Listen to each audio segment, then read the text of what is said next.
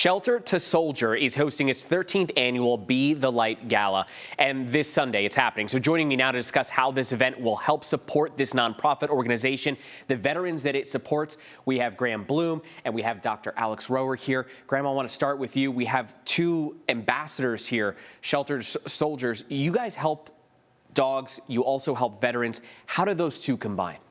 Yeah, so we have Moose and Bean, and our primary mission is adopting dogs from shelters and rescues. We're training those dogs over about 18 months on average and placing them at no charge with veterans as service animals. So they're task-trained service dogs. In addition, we have canine ambassadors. Those are therapy dogs, and they're out to give love to the active duty and veteran community. So, you know, little different hat that they're wearing, both serving a wonderful purpose. How did this mission come to be, and from your history, your experience, find out that something like a service dog could help veterans that are dealing with PTSD or maybe adjusting back to civilian life? Yeah, you know, it came out because the tragic statistics, about veteran suicide. Yeah. And, you know, a lot of people still aren't aware that we're losing an average of 17 veterans a day. Yeah. And one active duty service member. In addition, on the canine side, about 1,800 dogs a day are euthanized across the nation. So three of us decided to, you know, take a leap and help the community, and now we have an entire team behind us, animal care, dog trainers, and, you know, our community supporters and donors like SD Botox. And Dr. Alex Rower, we'll bring you in here now. The Be the Light Gala, this is going to be an opportunity for folks to give back. What's it been like partnering with Shelter to Soldier? Again, a great organization, a great nonprofit that does such good work. Yeah, so the gala is this Sunday. It's sold out, but there's still some opportunities online to participate.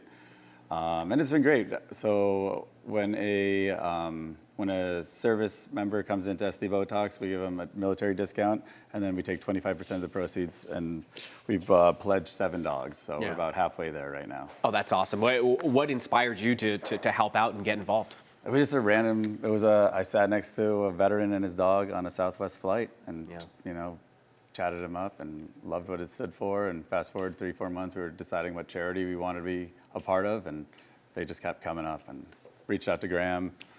And yeah, it's been a great partnership so far. How quickly does the gala sell out, so that if someone is watching this right now, they still have an opportunity to give, but maybe they want to try to attend next year? What should they be looking out for?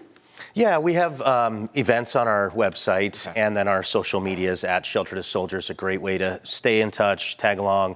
But there's still ways to participate. Yeah. You don't have to be there in person to donate and get involved. We have an online auction. It's live right now. And we have an opportunity drawing that's live right now. So you can still participate, win amazing items, and give back to Shelter to Soldier by visiting our website and getting involved, even if you can't make it this year. And let's take a step back here, and we'll talk a little bit more about the work that you guys do with the canines. How quickly does it take to get an animal that is living so much of their life in a shelter to become trained to be that support dog for a veteran?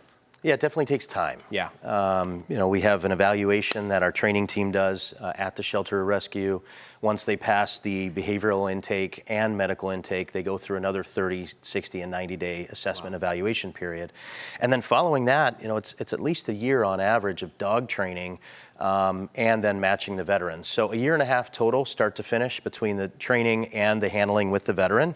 And because of that, it's costly. Yeah. And, you know, you heard Alex talk about them stepping up and pledging and donating 7 dogs. It's $18,000 a dog on average, because it's about $1,000 per month in costs to raise and train these guys up. Do you see the difference quickly between both the canine and the veteran when they're matched and you get that good match?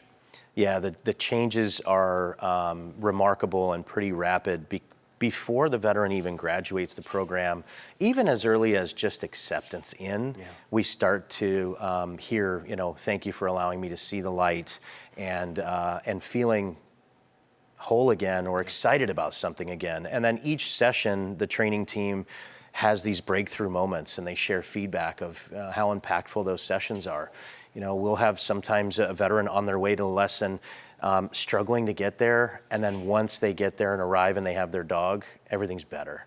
So definitely start to see the healing process begin early on, and then of course it only continues that much more following graduation, where they get to be with their dog full-time at home. Dr. Rower, what's it been like for you to hear those stories? It's been awesome. So Bean is actually the first dog that we pledged, and it's been a fun journey so far. I'd say Bean is about halfway through being trained, and it's cool to see the progress.